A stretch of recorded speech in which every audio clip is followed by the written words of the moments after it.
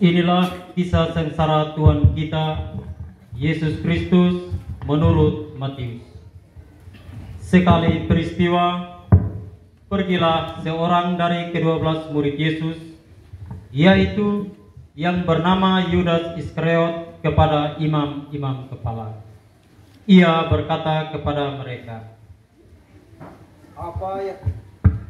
Apa yang hendak kamu berikan kepadaku, supaya aku menyerahkan dia kepada kamu?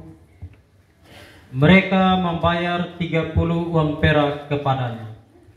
Dan mulai saat itu, Yudas mencari kesempatan yang baik untuk menyerahkan Yesus.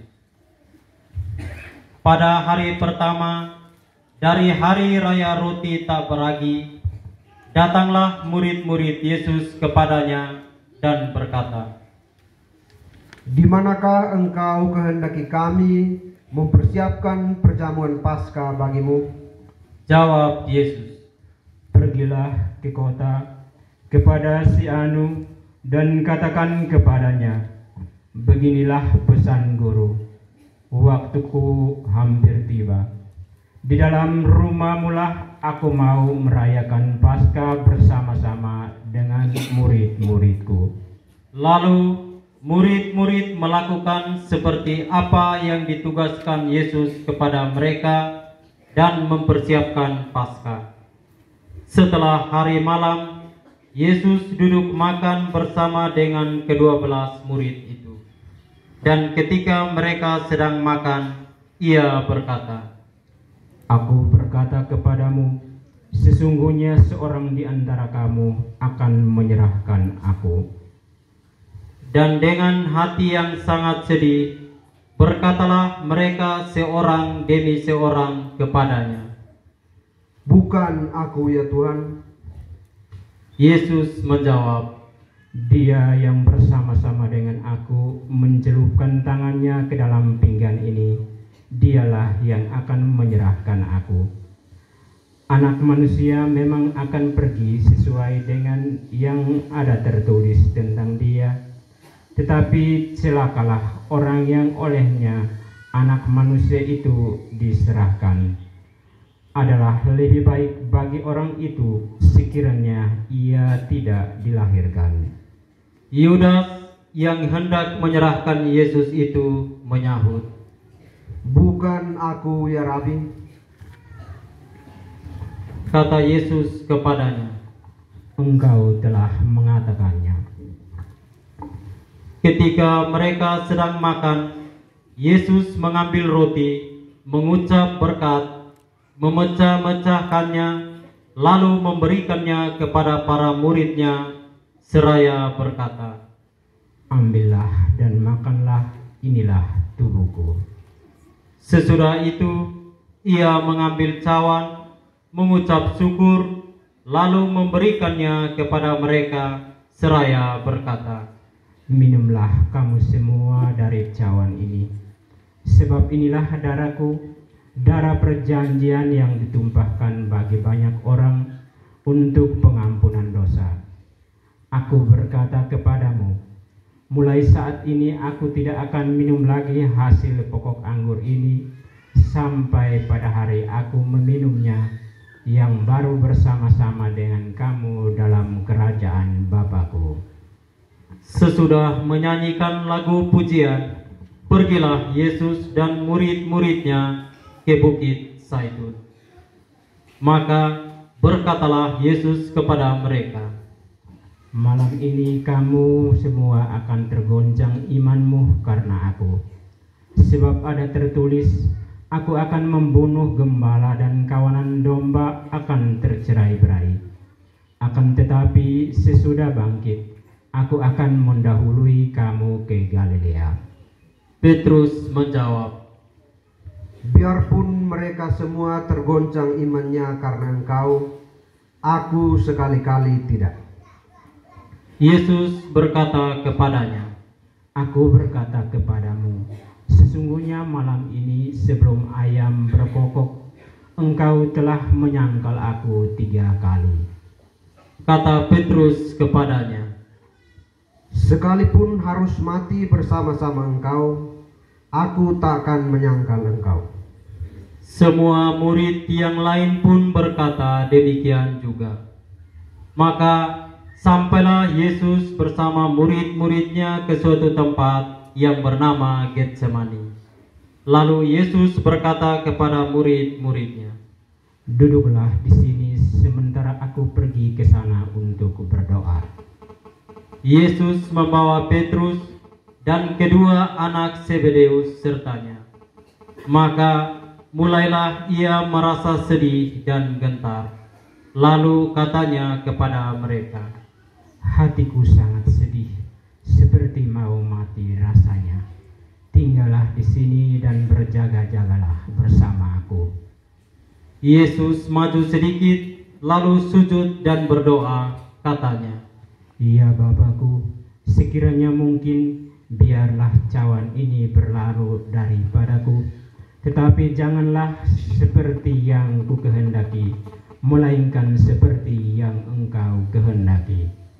Setelah itu, Yesus kembali kepada murid-muridnya dan mendapati mereka sedang tidur. Maka Yesus berkata kepada Petrus, "Tidakkah kamu sanggup berjaga-jaga 1 jam saja dengan aku? Berjaga-jagalah dan berdoalah, supaya kamu jangan jatuh ke dalam pencobaan. Roh memang penurut, tetapi daging ini lemah." Lalu Yesus pergi untuk kedua kalinya dan berdoa, "Ya Bapakku, jikalau cawan ini tidak dapat lalu, kecuali kalau ku minum, jadilah kehendakmu." Dan ketika kembali pula, ia mendapati murid-muridnya sedang tidur, sebab mata mereka sudah berat. Yesus membiarkan mereka, lalu pergi dan berdoa untuk ketiga kalinya, dan ia mengucapkan doa yang sama. Sesudah itu, ia kembali kepada murid-muridnya dan berkata kepada mereka, "Tidurlah sekarang dan istirahatlah. Lihat, saatnya sudah tiba, Anak Manusia diserahkan ke tangan orang-orang berdosa. Bangunlah, marilah kita pergi. Dia yang menyerahkan aku sudah dekat."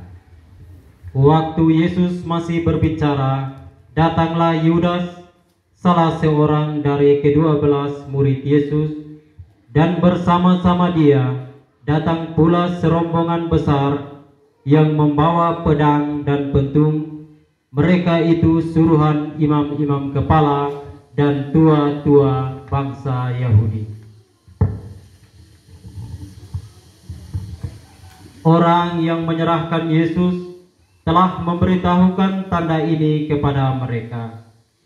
Orang yang akan kucium, itulah dia. Tangkaplah. Segera Yudas maju mendapatkan Yesus dan berkata, "Salam ya Rabi." Lalu ia mencium Yesus. Tetapi Yesus berkata kepadanya, "Hai teman, untuk itukah engkau datang?" Maka majulah mereka memegang Yesus dan menangkapnya. Tetapi salah seorang dari mereka yang menyertai Yesus mengulurkan tangan, menghunus pedang, dan meletakkan kepada hamba imam agung, sehingga putuslah telinganya. Maka kata Yesus kepadanya, "Masukkan pedang itu kembali ke dalam sarungnya, sebab barang siapa menggunakan pedang, ia akan binasa oleh pedang.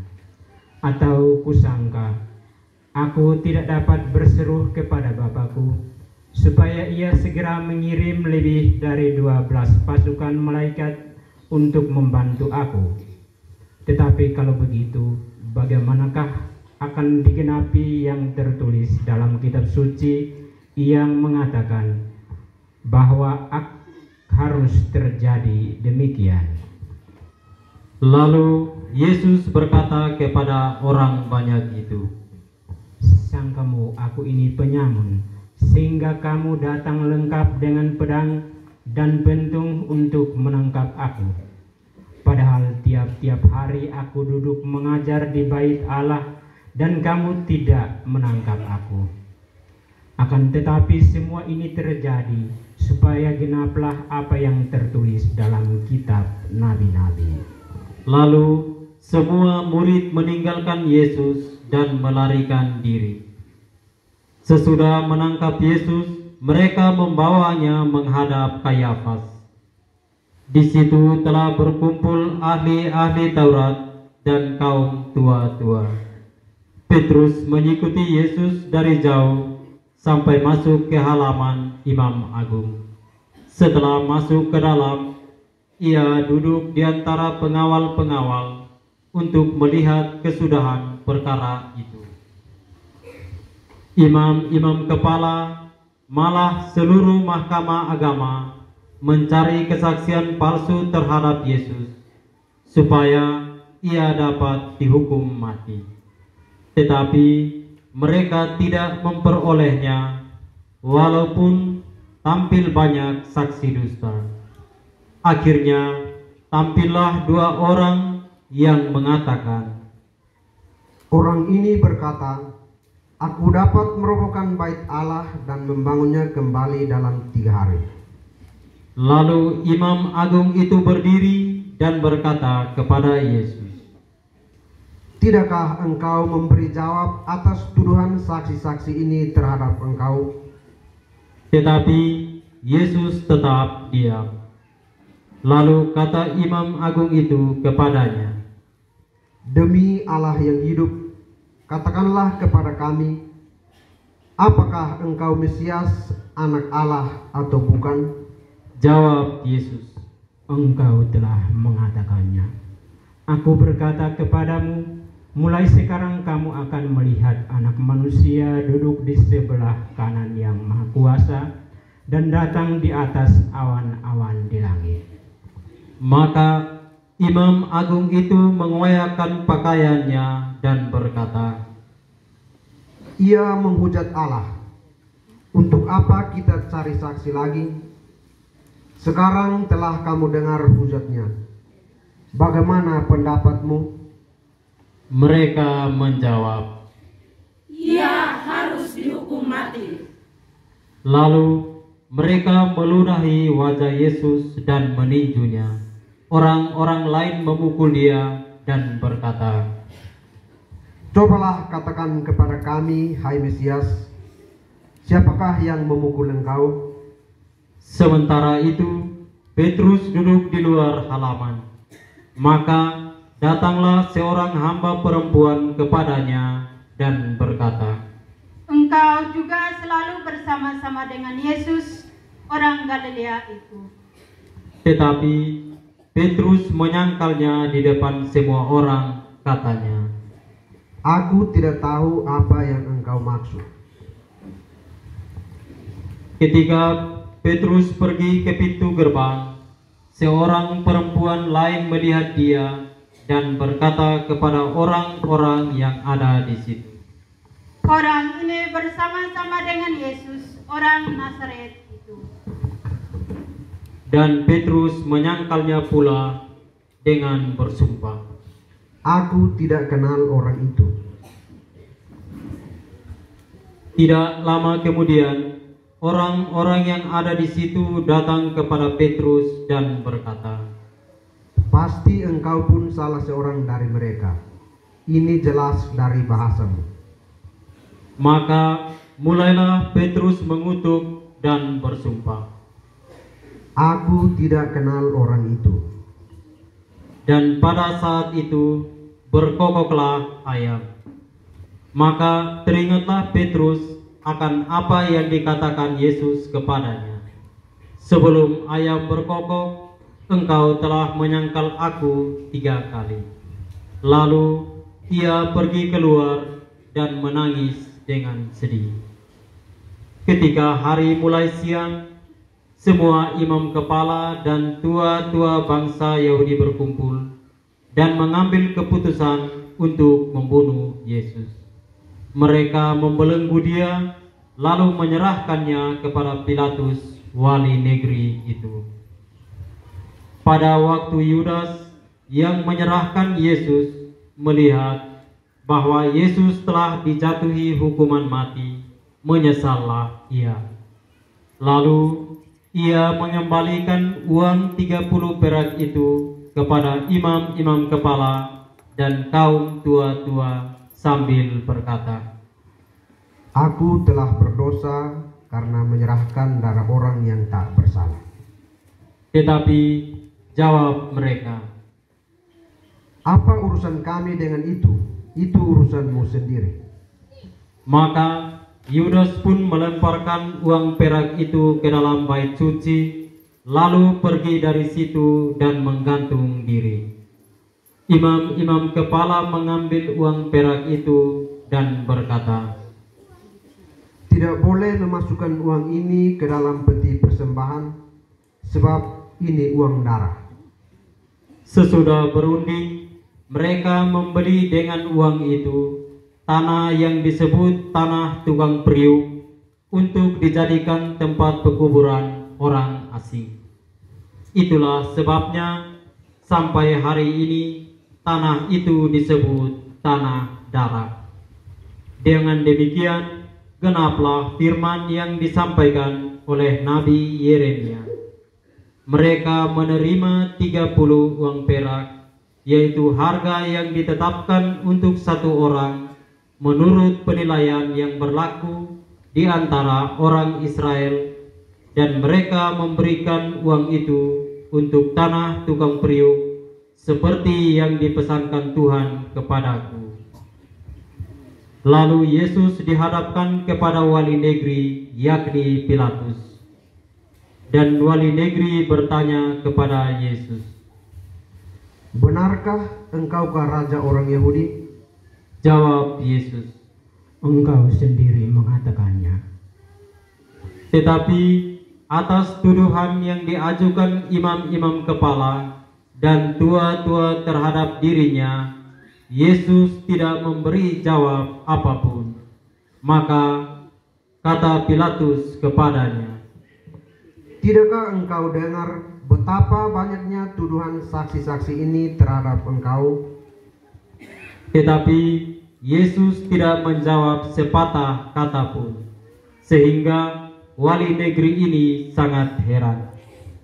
Telah menjadi kebiasaan bagi wali negeri untuk membebaskan seorang hukuman pada tiap-tiap hari raya atas pilihan orang banyak. Pada waktu itu ada dalam penjara seorang yang terkenal kejahatannya, namanya Barabas. Karena mereka sudah berkumpul di sana, Pilatus bertanya kepada mereka, "Siapa yang kamu kehendaki kubebaskan bagimu, Barabas atau Yesus yang disebut Kristus?" Pilatus sebenarnya tahu bahwa mereka telah menyerahkan Yesus karena dengki. Ketika Pilatus sedang duduk di kursi pengadilan, istrinya mengirim pesan kepadanya, "Jangan engkau mencampuri perkara orang benar itu, sebab dalam mimpi tadi malam aku sangat menderita karena dia." Tetapi oleh hasutan imam-imam kepala dan kaum tua-tua, orang banyak bertekad meminta supaya Barabas dibebaskan dan Yesus dihukum mati. Wali negeri menjawab dan bertanya lagi kepada mereka, "Siapa di antara kedua orang itu yang kamu kehendaki kubebaskan bagimu?" Kata mereka, Kata Pilatus kepada mereka, "Kalau begitu, apakah yang harus kuperbuat dengan Yesus yang disebut Kristus?" Mereka semua berseru, Ia harus disalibkan. Kata Pilatus, Tetapi kejahatan apakah yang telah dilakukannya? namun semakin keras mereka berteriak. Ia harus disalibkan. Ketika Pilatus melihat bahwa segala usaha akan sia-sia, malah sudah mulai timbul kekacauan. Ia mengambil air dan membasuh tangannya di hadapan orang banyak, seraya berkata, Aku tidak bersalah terhadap darah orang ini. Itu urusan kamu sendiri. Dan seluruh rakyat itu menjawab, Biarlah darahnya ditanggungkan atas kami dan anak-anak kami. Lalu Pilatus membebaskan Barabas bagi mereka, tetapi Yesus disesahnya, lalu diserahkannya untuk disalibkan. Serdadu-serdadu wali negeri membawa Yesus ke gedung pengadilan, lalu memanggil seluruh pasukan berkumpul di sekeliling Yesus. Mereka menanggalkan pakaian Yesus dan mengenakan jubah ungu padanya. Mereka menganyam sebuah mahkota duri dan menaruhnya di atas kepala Yesus, lalu memberikan dia sebatang bulu di tangan kanannya. Kemudian mereka berlutut di hadapannya dan mengolok-olokkan dia. Salam, hai Raja orang Yahudi. Mereka meludahinya dan mengambil buluh itu dan memukulkannya ke kepalanya. Sesudah mengolok-olokkan dia, mereka menanggalkan jubah itu daripadanya dan mengenakan kembali pakaiannya sendiri. Kemudian mereka membawa Yesus keluar untuk disalibkan. Ketika berjalan keluar kota, mereka berjumpa dengan orang dari Kirene yang bernama Simon. Orang itu mereka paksa untuk memikul salib Yesus. Maka sampailah mereka di suatu tempat yang bernama Golgota, artinya tempat tengkorak. Lalu mereka memberi Yesus minum anggur bercampur empedu. Setelah mengecapnya, Yesus tidak mau meminumnya. Sesudah menyalibkan Yesus, para serdadu membagi-bagi pakaian Yesus dengan membuat undi. Lalu mereka duduk di situ menjaga dia. Di atas kepala Yesus terpasang tulisan yang menyebut alasan mengapa ia dihukum. Inilah Yesus, Raja orang Yahudi. Bersama dia disalibkan dua orang penyamun, seorang di sebelah kanan dan seorang di sebelah kirinya. Orang-orang yang lewat di sana menghujat Yesus, dan sambil menggelengkan kepala mereka berkata, Hai engkau yang mau merobohkan bait suci dan mau membangunkannya kembali dalam 3 hari. Selamatkanlah dirimu. Jika engkau anak Allah, turunlah dari sana. Demikian juga imam-imam kepala bersama ahli Taurat dan tua-tua mengolok-olokkan Yesus dan berkata, Orang lain ia selamatkan, tetapi dirinya sendiri tidak dapat ia selamatkan. Dia Raja Israel, baiklah ia turun dari salib, dan kami akan percaya kepadanya. Ia menaruh harapannya pada Allah. Biarlah Allah menyelamatkan dia, jikalau Allah berkenan kepadanya, karena ia telah berkata, Aku adalah anak Allah. Bahkan penyamun-penyamun yang disalibkan bersama dengan Yesus mencelanya demikian juga. Mulai dari jam 12, kegelapan meliputi seluruh daerah itu sampai jam 3. Kira-kira jam 3 berserulah Yesus dengan suara nyaring, Eli, Eli, lama sabachthani. Artinya, Allahku, Allahku, mengapa engkau meninggalkan aku? Mendengar itu, beberapa orang yang berdiri di situ berkata, Ia memanggil Elia. Dan segera mendekatlah seorang dari mereka. Ia mengambil bunga karang, mencelupkannya ke dalam anggur asam, lalu mencucukkannya pada sebatang bulu dan memberi Yesus minum. Tetapi orang-orang lain berkata, "Jangan, baiklah kita lihat apakah Elia datang untuk menyelamatkan dia." Yesus berseru pula dengan suara nyaring, lalu menyerahkan nyawanya. Semua berlutut dan hening sejenak merenungkan wafat Tuhan.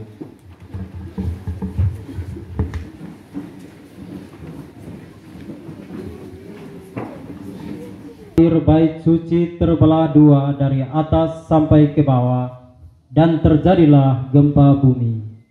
Bukit-bukit batu terbelah, kubur-kubur terbuka, dan banyak orang kudus yang telah meninggal bangkit. Dan sesudah kebangkitan Yesus, mereka pun keluar dari kubur, lalu masuk ke kota kudus dan berkata, "Sungguh, orang ini adalah anak Allah." Ada pula di situ banyak perempuan yang melihat dari jauh, yaitu perempuan-perempuan yang mengikuti Yesus dari Galilea untuk melayani Dia. Di antara mereka terdapat Maria Magdalena, Maria ibu Yakobus dan Yusuf, dan ibu anak-anak Zebedeus. Menjelang malam, datanglah seorang kaya, orang Arimatea, yang bernama Yusuf, yang telah menjadi murid Yesus juga. Ia pergi menghadap Pilatus dan meminta jenazah Yesus. Pilatus memerintahkan supaya jenazah Yesus diserahkan kepadanya. Yusuf pun mengambil jenazah itu, mengapaninya dengan kain lenan yang putih bersih, lalu membaringkannya di dalam kuburnya yang baru, yang digalinya di dalam bukit batu. Sesudah menggulingkan sebuah batu besar ke pintu kubur itu, pergilah ia. Tetapi Maria Magdalena dan Maria yang lain tinggal di situ, duduk di depan kubur. Keesokan harinya, yaitu sesudah hari persiapan, datanglah imam-imam kepala bersama orang-orang Farisi menghadap Pilatus. Kata mereka kepada Pilatus, "Tuan, kami ingat bahwa si penyesat itu sewaktu hidupnya ia berkata, 'Sesudah 3 hari aku akan bangkit.' Karena itu perintahkanlah untuk menjaga kubur itu sampai hari yang ketiga. Jikalau tidak, murid-muridnya mungkin datang mencuri dia, lalu mengatakan kepada rakyat, 'Ia telah bangkit dari antara orang mati.' Penyesatan yang terakhir ini akan lebih buruk akibatnya daripada yang pertama." Kata Pilatus kepada mereka, "Ini penjaga-penjaga bagimu. Pergi dan jagalah kubur itu sebaik-baiknya." Maka pergilah mereka, dan dengan bantuan penjaga-penjaga itu, mereka memeterai kubur Yesus dan menjaganya. Demikianlah sabda Tuhan. Terpujilah Kristus.